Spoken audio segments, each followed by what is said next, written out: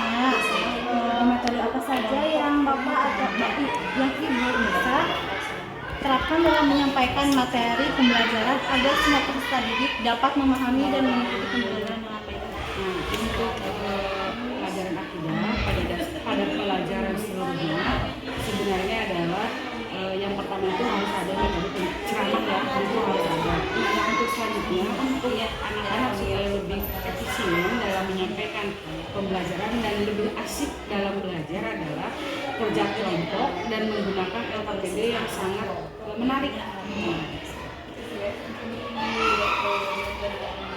LKPD dan media. Apakah menurut Ibu metode tersebut efektif bagi Nah, untuk anak-anak di usia kelas 4, kalau kerja kelompok itu sudah mulai bisa kondusif ya, karena anak-anak kelas 4 itu sudah masuk ke golongan kelas tingkat tinggi. Nah, tapi kalau keseringan digunakan itu juga akan mengakibatkan kejenuhan.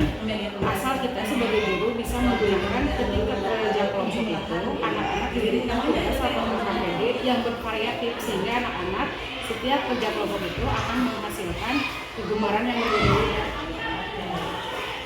Terus media yang sering Ibu berikan untuk menyampaikan pembelajaran di kelas, apakah seperti yang Ibu katakan tadi atau ada yang lain? Nah, untuk media itu variatif ya. Kalau misalkan medianya ada misalkan saya yang membuat misalkan di karton, itu bisa juga lebih menarik ya.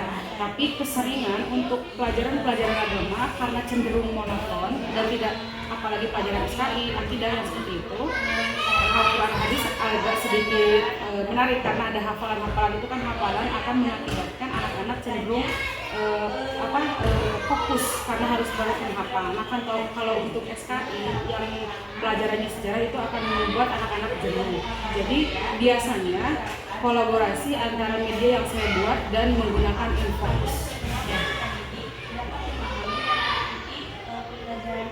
Pertanyaan selanjutnya, bagaimana keadaan kelas saat Ibu mengajar anak ini? Untuk kelas 4, kelas 4 itu ada 2 kelas, ada total 14. Kebetulan yang saya ambil adalah kelas 4. Untuk kondusif dan tidak tergantung kita tergantung kita sebagai guru mengkondusifkan keadaan kelas sehingga anak-anak bisa terfokus pada guru. Apakah ada peserta didik yang mengalami kesulitan dalam belajar serta bagaimana cara mengatasinya? Untuk kesulitan belajar selama ini tidak ada yang tidak bisa mengikuti, hampir semuanya bisa mengikuti, hanya ada beberapa siswa yang keterlambatan. Itu bisa menjadi fokus kita sebagai guru, caranya adalah mendekati dan bagaimana apa yang tidak bisa. Tidak ada yang terlalu tidak bisa mengikuti, hampir semuanya mengikuti.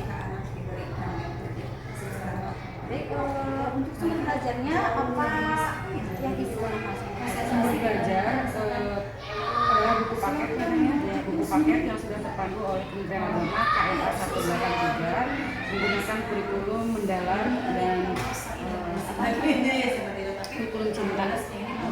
Baru ya Bu? PMM jadi sekarang ini pelajaran mendalam.